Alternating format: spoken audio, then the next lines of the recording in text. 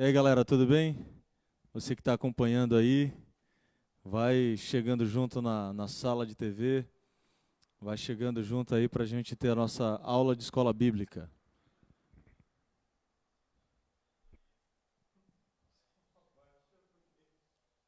É.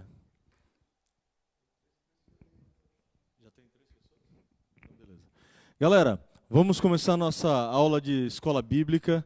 Se você está nos acompanhando, hoje o nosso tema é esse daqui, ó. Então já vai pensando junto com a galera. Pandemia é castigo de Deus, sim ou não? E aí, o que você acha? A gente vai estudar sobre esse tema, mas antes vamos ter um momento de oração nesse instante. Feche seus olhos, vamos interceder pela nossa cidade, pelo nosso país, pelo mundo. Senhor, nós, com as nossas cabeças abaixadas, nós queremos te render toda a honra e toda a glória e pedir que o Senhor possa nos ensinar a respeito de tudo o que está acontecendo. Em nome de Jesus, que o Senhor possa ouvir a nossa oração e abreviar esse tempo de pandemia em nosso país, que o Senhor possa derramar misericórdia mais uma vez sobre o Brasil e que nós sejamos contemplados pela Tua graça. Ouve a nossa oração, Pai.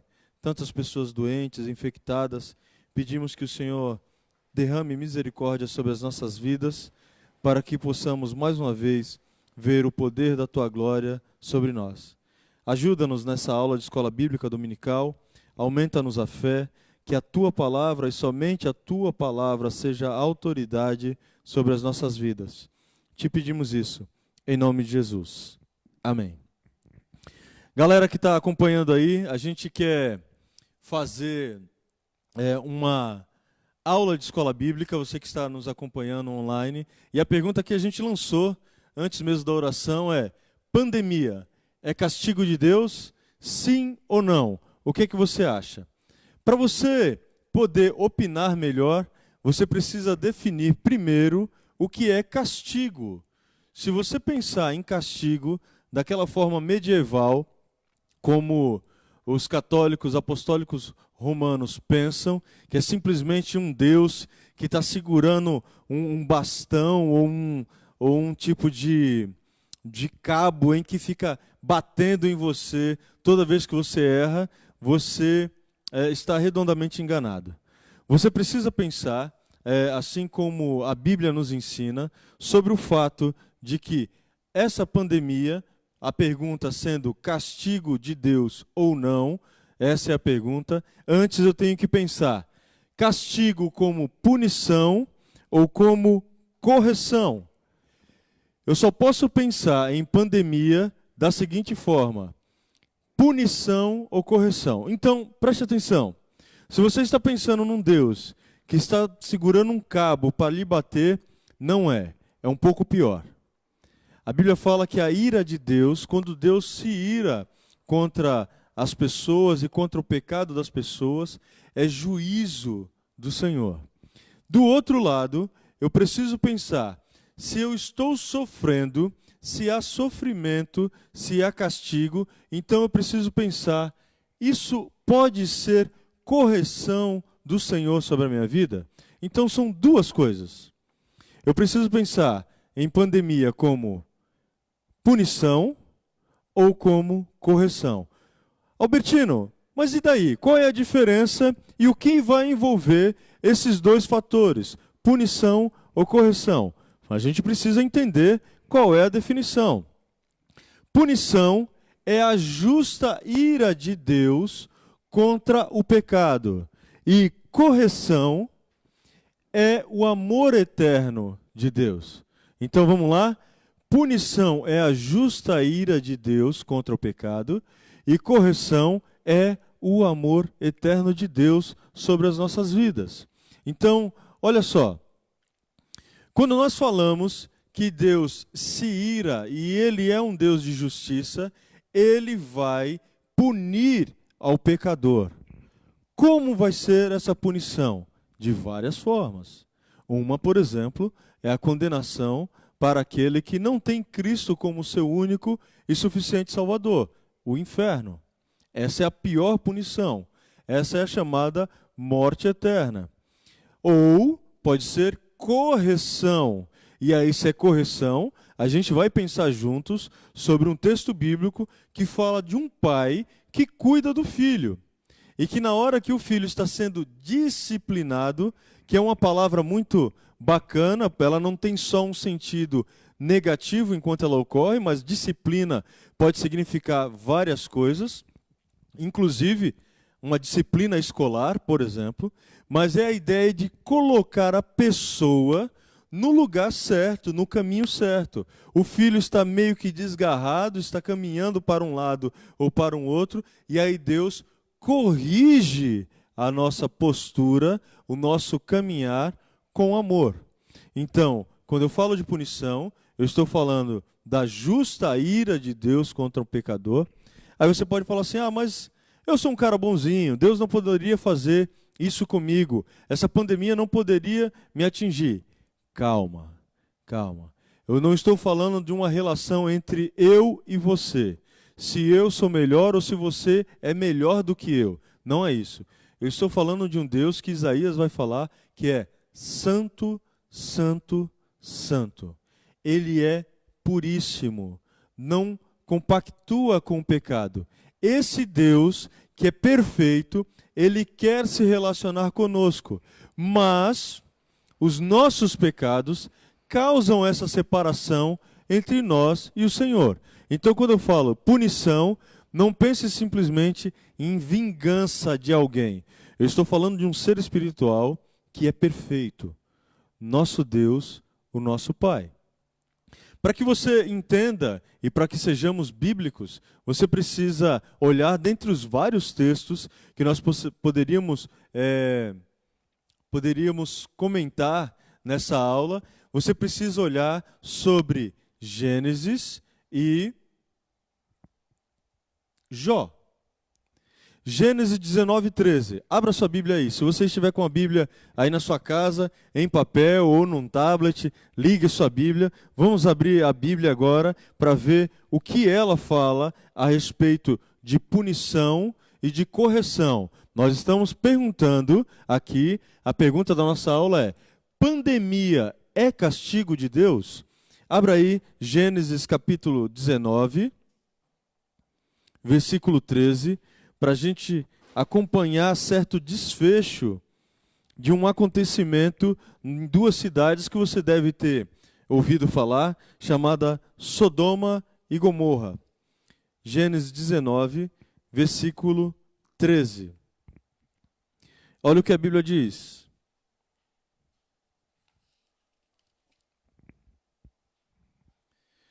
Pois estamos prestes a destruir toda a cidade. O clamor contra ela é tão grande que chegou ao Senhor e Ele nos enviou para destruí-la. Essa é a situação em que Sodoma e Gomorra são duas cidades que decidiram viver totalmente afastadas de Deus. Então, a perversão moral e principalmente sexual era muito grande. E aqui nós temos o texto, o versículo em que dois anjos se achegam a Ló. Ló é o sobrinho de Abraão, para avisá-lo que a cidade vai ser destruída e que ele precisava sair daquele lugar.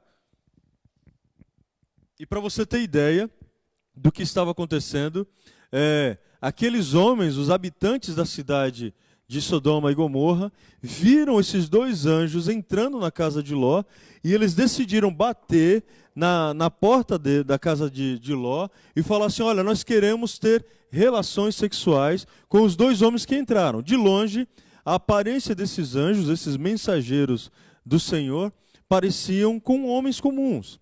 Ló sai, você pode acompanhar no capítulo 19, fecha a porta rapidamente e pergunta e oferece àqueles habitantes as suas filhas que são virgens, e eles decidem: não, nós queremos usar, abusar sexualmente dos homens que entraram aí na sua casa.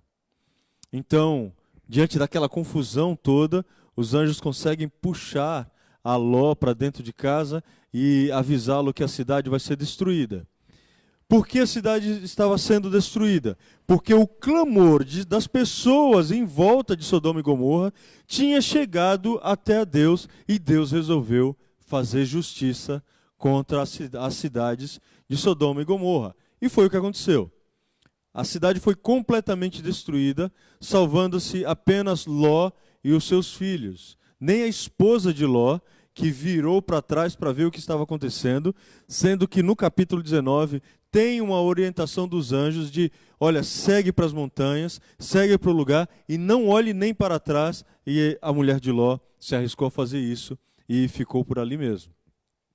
No que eu estou conversando com você, que sim, pandemia, a epidemia generalizada, pode ser sim cedro de Deus para a punição daqueles que não temem a Ele, daqueles que vivem a vida de forma a não se preocupar com a sua própria vida espiritual. Pode ser sim. Mas, por outro lado, algumas desgraças aconteceram com a vida de Jó, né? Não é à toa que o ditado é muito verdadeiro. Ah, eu tenho paciência de Jó. Se você acompanhar os mais de 40 capítulos do livro de Jó, você vai perceber as tantas tragédias que passaram pela vida de Jó. Ele perdeu todo o rebanho, ele perdeu a sua casa, ele perdeu as suas riquezas, perdeu os seus filhos. 10 filhos que estavam em uma festa, o armazém onde eles estavam caiu com um vento forte e matou todos os 10 filhos. Quando a mulher de Jó pede para ele amaldiçoar o seu Deus e morrer, ele diz, nós receberemos a parte boa de Deus e não receberíamos de Deus o mal. Preste atenção, a maldade que estava acontecendo ali também aconteceu, que estava acontecendo com Jó, vinha da parte de Deus. Se você parar e ler o texto, você vai perceber que foi Deus quem observou a vida de Jó e perguntou para Satanás se ele havia visto como Jó estava vivendo. Homem temente a Deus, justo. Temente a Deus e justo. Presta atenção, coisas ruins acontecem com pessoas piedosas também, com pessoas justas. Então, quando nós pensamos sobre punição e sobre correção, eu preciso entender que para cada pessoa de forma individual, essa pandemia pode surtir um efeito punitivo ou um efeito de correção. Como é que eu sei que essas tragédias surtiram em Jó um efeito de correção? Porque quando ele chega no capítulo 42 do seu livro, o livro de Jó 42, ele vai dizer, antes eu conhecia só de ouvir falar, mas agora os meus olhos te veem. Ele percebeu que o relacionamento com Deus teria que ser ainda acima de todas as bênçãos que Deus tinha dado. Mesmo sendo considerado justo diante de Deus, mesmo sendo considerado alguém íntegro diante de Deus, ele ainda não tinha atingido aquilo que Deus queria para a vida dele mesmo, para a vida de Jó, que era ter um relacionamento em que ele pudesse afirmar, antes eu te conhecia só de ouvir falar, mas agora eu tenho um relacionamento pessoal contigo. Eu te vejo. Eu te vejo.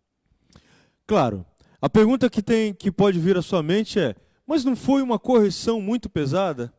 Não foi algo extremamente punitivo? Será que isso que aconteceu com Jó não acaba sendo uma mão pesada demais do nosso Senhor? Pare, tenha calma.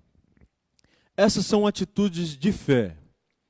Ninguém, com seu raciocínio lógico, poderia agradecer a Deus após perder 10 filhos. É Deus que promove exatamente essa fé. Hebreus vai dizer que Cristo é o autor e consumador da nossa fé. Então, se isso é verdade, se eu tenho um relacionamento pessoal, se a minha fé é uma fé madura diante de Deus, se a provação que Deus permite que chegue a cada um de nós são provações limitadas pelos nossos próprios limites, então eu creio sim que Deus permite que algumas coisas aconteçam simplesmente porque Ele quer trazer os seus filhos mais próximos dele, mais próximos de um relacionamento com Ele. Então, pandemia é castigo de Deus? Pode ser que sim, ou pode ser que seja correção de filhos. O que vai diferenciar então? Preste atenção. Romanos 1, 17 a 23 e segunda carta de Paulo aos Coríntios 1, 5 e 6 é que vai nos orientar qual é a diferença, o que diferencia ser punição e o que diferencia ser correção de Deus. Abra comigo aí, por favor, se você está nos acompanhando. Nós estamos falando de pandemia e se isso é castigo de Deus. Então eu peço que você abra sua Bíblia. Na carta de Paulo aos Romanos, nós vamos ler mais 2 textos. Carta de Paulo aos Romanos, capítulo 1, versículo 17.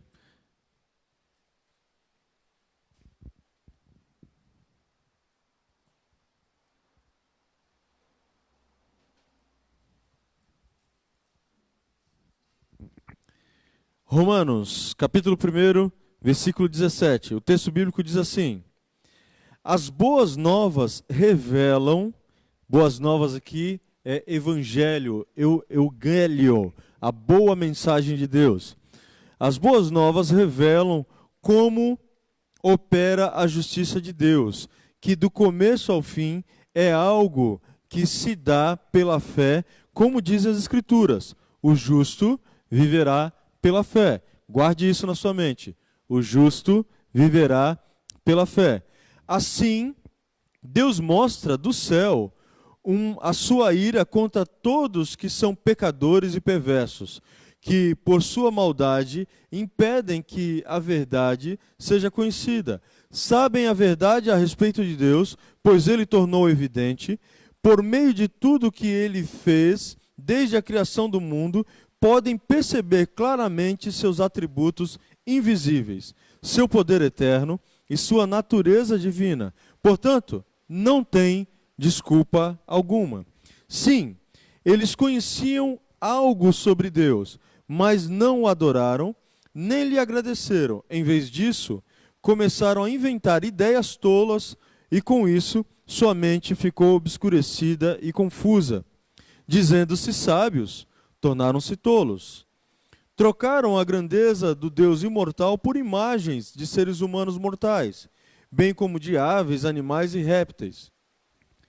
Trocaram a imagem do Deus imortal por imagens de homens, répteis e aves. Preste atenção.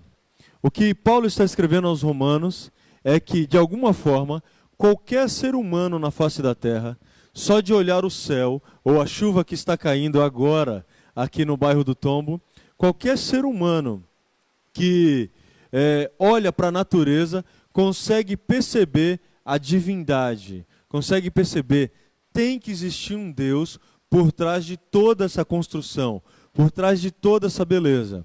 Então, ele está dizendo no versículo 18, que Deus mostra do céu a sua ira contra todos aqueles que, sabendo que existe um Deus, finge-se de que ele não existe e vive uma vida alheada, distanciada, distante do Deus que criou todas as coisas. Deixa eu falar um negócio para você.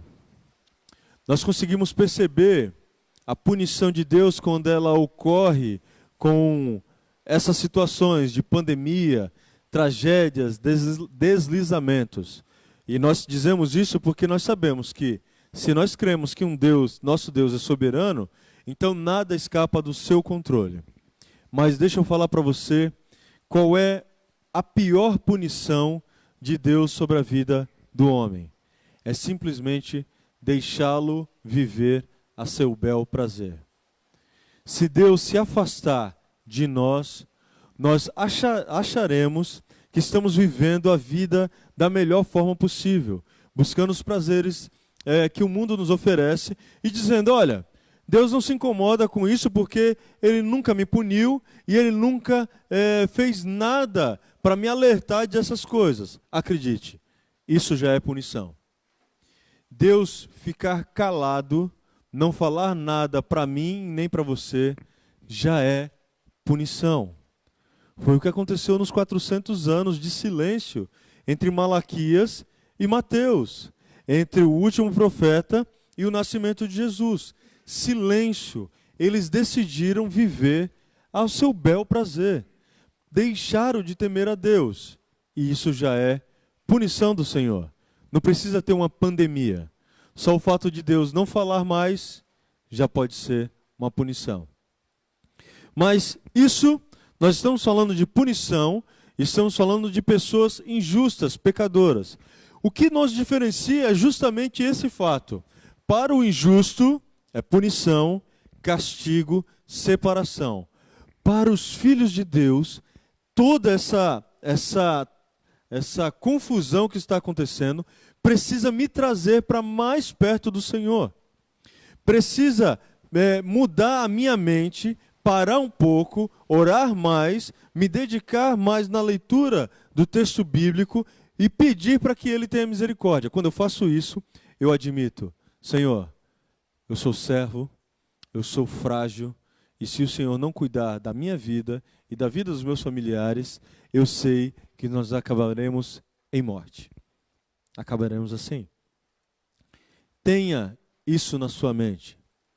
Deus permitiu que essas coisas acontecessem para que eu e você estivéssemos mais próximo dele. Quer ver? Abra, por favor, a sua Bíblia, se você está nos acompanhando, na segunda carta de Paulo aos Coríntios, um pouquinho mais para frente, caminha aí algumas páginas para frente, na segunda carta de Paulo aos Coríntios.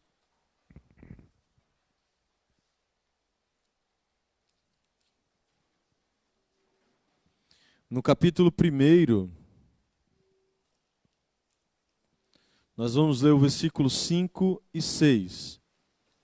Segundo aos Coríntios, capítulo 1, versículo 5 e 6. Olha o que a Bíblia diz. Pois, quanto mais sofrimento por Cristo suportamos, mais encorajamento será derramado sobre nós por meio de Cristo. Mesmo quando estávamos sobrecarregados de aflições, é para encorajamento e salvação de vocês. Pois quando somos encorajados, certamente encorajaremos vocês, e então vocês poderão suportar pacientemente os mesmos sofrimentos que nós. Preste atenção no cenário em que Paulo está escrevendo essa carta. Ele estava na Macedônia, estava sofrendo, já havia sofrido com açoites, naufrágios e com prisões, e ele está escrevendo que cada um dos sofrimentos que ele estava tendo era parte daquilo que a vida estava propondo. Nós não somos isentos de sofrimento. Se fôssemos isentos, Paulo, que escreveu a maioria das cartas do Novo Testamento, não poderia sofrer nada disso.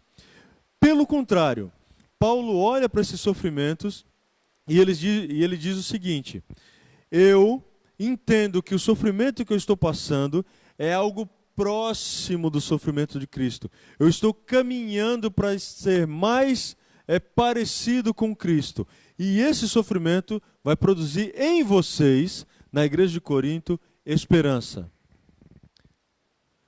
O sofrimento na vida de um cristão, na vida daquele que é considerado justo, na vida daquele que Romanos 1,17 vai dizer que o justo vive pela fé, tem que se tornar um exercício de consolo e conforto. Mais tarde, nos acompanhe às 8 horas da noite no culto, nós vamos tratar especificamente de esperança e sofrimento. E você vai ver que o consolo vem da parte de Deus. Se você esperar consolo de quem está ao seu lado, da sua conta bancária, da estrutura que você construiu, você ficará louco quando você perder essas coisas. O nosso alicerce continua sendo Deus. É isso que nos diferencia. Quando todos estão passando por uma pandemia, quando todos estão aflitos em não sair de casa, e não saia de casa mesmo, quando isso acontece, eu preciso entender que comigo, orando, lendo a palavra de Deus, vai surgir para mim um processo de maturidade, um processo de conhecimento de Deus e dele receber consolo.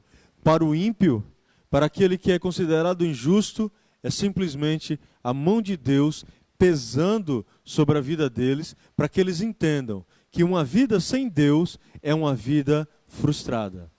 Consegue entender?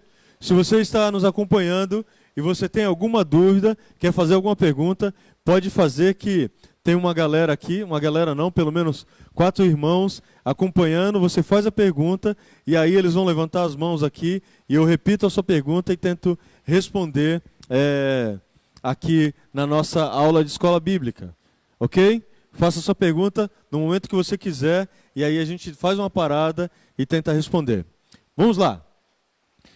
O que tem para nós agora, já que a palavra é de justiça ou injustiça, pessoas justas ou pessoas injustas? Eu preciso entender que na vida do cristão, já que você que está nos assistindo provavelmente é um cristão, se você não é, eu já quero lhe convidar a acompanhar todas as lives que nós vamos fazer durante esse período de pandemia, para que você aprenda um pouco mais de quem é esse Cristo que nós estamos seguindo. Se você, então, é alguém justo, eu quero ler com os irmãos Hebreus capítulo 12, versículos 6 a 11, e 1 Pedro, capítulo 1, versículo 6 a 7. Se você não tem uma Bíblia, de repente você entrou na live agora e você não tem uma Bíblia, fácil. Entra na sua Play Store, entra lá se você tem um iPhone, entra lá na loja do iPhone e você vai digitar Bíblia e você tem vários aplicativos gratuitos, você pode baixar, você vai lá na sua busca do aplicativo, digita Hebreus e depois digita 1 Pedro e você vai poder acompanhar a leitura junto conosco. Hebreus capítulo 12. Um pouquinho mais para frente, você vai passar Gálatas, Efésios, Filipenses e Colossenses. E você vai passar por 1 Timóteo e vai chegar em Hebreus. Nós queremos ler o capítulo 12 de Hebreus, dos versículos 6 a 11. Hebreus capítulo 6, versículos 6 a 11. Olha o que a Bíblia nos diz. Pois o Senhor disciplina quem Ele ama e castiga todo aquele que aceita como filho. Enquanto suportam essa disciplina de Deus, lembre-se de que Ele os trata como filhos. Quem já ouviu falar de um filho que nunca foi disciplinado pelo pai? Se Deus não os disciplina, como faz com todos os seus filhos, significa que vocês não são filhos de verdade, mas ilegítimos. Uma vez que respeitávamos os nossos pais terrenos que nos disciplinavam, não devemos nos submeter ainda mais à disciplina do Pai de nosso espírito e assim obter vida? Pois nossos pais nos disciplinaram por alguns anos como julgaram melhor, mas a disciplina de Deus é sempre para o nosso bem, a fim de que participemos de sua santidade. Nenhuma disciplina é agradável no momento em que é aplicada. Ao contrário, é dolorosa. Mais tarde, porém, produz uma colheita de vida justa e de paz para os que assim são corrigidos. Você lembra de quando você foi corrigido pelo seu pai ou pela sua mãe? Lembra? A galera aqui está lembrando de algumas surras que levou, né? Vinícius com um sorriso no rosto, Ronaldo, então, está até derramando lágrimas ali. O Giovanni está coçando a barba. Não era, quando os nossos pais nos disciplinavam, não era algo que trazia acalento ao nosso coração. Pelo contrário, você se irava, sabe Deus que pensamentos passava pela sua cabeça, mas depois de algum tempo passado, você consegue perceber que as surras que meus pais me deram me forjaram a ser alguém temente a Deus. E eu fico pensando aqui, se eles não tivessem feito isso, quem eu seria hoje? Talvez o maior vagabundo da face da terra eu seria. Mas se os meus pais, se os seus pais tiveram essa sabedoria de nos corrigir, imagina a disciplina de Deus. A disciplina de Deus é para promover crescimento na vida do cristão. Não somos disciplinados simplesmente porque Deus tem prazer sobre isso. Nós somos disciplinados para crescermos em direção a Deus. Preste atenção agora. Abra sua Bíblia em 1 Pedro 1, vamos ler o versículo 6 e 7 do capítulo 1. 1 Pedro, caminha um pouco mais aí, logo depois de Hebreus, na sua Bíblia. 1 Pedro, se você está com o aplicativo, se você acabou de baixar o seu aplicativo, digita lá na busca o texto 1 Pedro, tudo junto, senão ele não vai encontrar. 1 Pedro, tudo junto. Nós vamos ler o versículo 6 e 7. Olha o que o apóstolo Pedro estava dizendo. Portanto, alegrem-se com isso, ainda que agora, por algum tempo, vocês precisem suportar muitas provações, elas mostrarão que sua fé é autêntica, como fogo prova e purifica o ouro. Assim sua fé está sendo experimentada e ela é muito mais preciosa que o simples ouro. Isso resultará em louvor, glória e honra no dia em que Jesus Cristo for revelado. Pode parecer que a disciplina de Deus sobre a vida de vocês está parecendo um absurdo. Não é. Se você achar isso e de repente morrer ainda pensando isso, diante de uma tragédia como a nossa, fique calmo, porque não é o final da história. Não é o final da história. O final da história é que, quando Cristo for revelado, Ele será honrado e glorificado e será louvado por toda a disciplina que fez com que nós crescêssemos diante desse Deus. Tenha isso na sua mente. Eu quero terminar essa aula. Faça perguntas aí, ainda dá tempo. Nós estamos caminhando para o final, caminhando para a conclusão. Se você quiser fazer perguntas, faça perguntas, não tenha medo. E pela internet ainda melhor, porque as pessoas não estão vendo o seu rosto, então não dá para ficar vermelho de vergonha. É só enviar e a gente vai caminhar e tentar responder as suas perguntas. Olha só. O que a gente conclui com tudo isso? Preste atenção. Tanto a pandemia quanto qualquer outra crise vão envolver castigo ou correção de Deus. A diferença será a fé em Cristo. Se você tem fé em Cristo, você vai entender que é simplesmente correção do Senhor. Se você não tem fé em Cristo, você vai culpar até o cachorro da esquina, você vai culpar todo mundo, inclusive Deus. Inclusive Deus.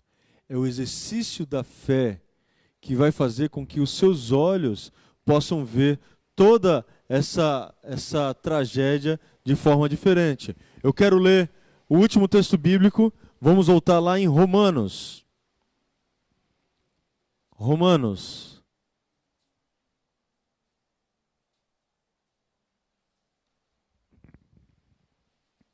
Capítulo 8, nós vamos ler o versículo 28 e 29, dois versículos que eu gosto demais no texto bíblico. Romanos 8, 28 e 29. Olha o que a Bíblia diz. E sabemos que Deus faz todas as coisas cooperarem para o bem daqueles que o amam e que são chamados de acordo com o seu propósito. Pois Deus conheceu de antemão os seus e os predestinou para se tornarem semelhantes à imagem do seu Filho, a fim de que ele fosse o primeiro entre muitos irmãos. Olha só, o que a Bíblia está dizendo é que todas as coisas, boas ou ruins, cooperam para o nosso bem, para que nós sejamos semelhantes a Cristo. Para com a ideia de que ser semelhante a Cristo é simplesmente ser um camarada vitorioso, trocar de carro, comprar um apartamento ou coisa parecida. Tem uma pergunta ali, a galera já falou, deixa eu só concluir esse texto. Para com isso, ser semelhante a Cristo é, mesmo em meio a sofrimento, eu entender que existe um propósito de Deus em nossa vida. Fala lá, Vini, tem pergunta aí? Tem, é o Gabriel. O Gabriel perguntou assim: Pastor, qual o equilíbrio entre confiar em Deus, saber que nada acontece sem a sua permissão, mas não tentar a Ele? Ok. Boa pergunta, Gabriel. A gente precisa pensar justamente nisso. Porque quando eu digo que eu confio no Senhor, nada tem a ver com tentar ao Senhor. Quando eu digo que eu confio no Senhor, é porque eu olho as Escrituras e eu sei que Deus é soberano, mas eu também sou responsável pelas minhas atitudes. Eu não posso dizer de forma alguma que eu confio em Deus e vou sair por aí abraçando, apertando a mão dos médicos que estão trabalhando, de gente, ou mesmo parentes nossos, que estão com coronavírus, dizendo, não, eu confio em Deus, Deus vai me proteger. Para com isso. Isso é tentar ao Senhor. E nada tem a ver com confiança em Deus. Essa foi a proposta que o diabo fez para Jesus na tentação no deserto. Ó, lança-te daqui. Porque o Salmo diz, se você se lançar e der uma ordem aos seus anjos, eles vão segurá-lo. Tentar ao Senhor. Então, eu não posso usar um texto bíblico, note bem, o diabo usou um texto bíblico para tentar a Deus, tentar a Jesus. E Jesus volta a palavra para ele dizendo, não tentarás o Senhor teu Deus. As duas coisas estão escritas na Bíblia. Mas se eu aplicá-las fora do contexto, para meu prazer, simplesmente para autorizar uma situação de irresponsabilidade, eu vou cair em descrédito e, melhor ainda, eu vou estar cometendo pecado contra Deus. Confiança a Deus nada tem a ver com blindagem contra o coronavírus. Inclusive, não saia de casa, recordando, você que tem mais de 60 anos, fica quietinho. Eu sei que é difícil, mas fica quietinho aí na sua casa, joga Uno com seus filhos, netos, se morarem com você. Acompanhe a nossa live, acompanhe os vídeos que a gente vai colocando no YouTube. Devagarinho a gente está aprendendo a mexer com toda essa tecnologia e enviando esses vídeos para vocês. Mais alguma pergunta aí? Vini, Ronaldo, Anderson, ok?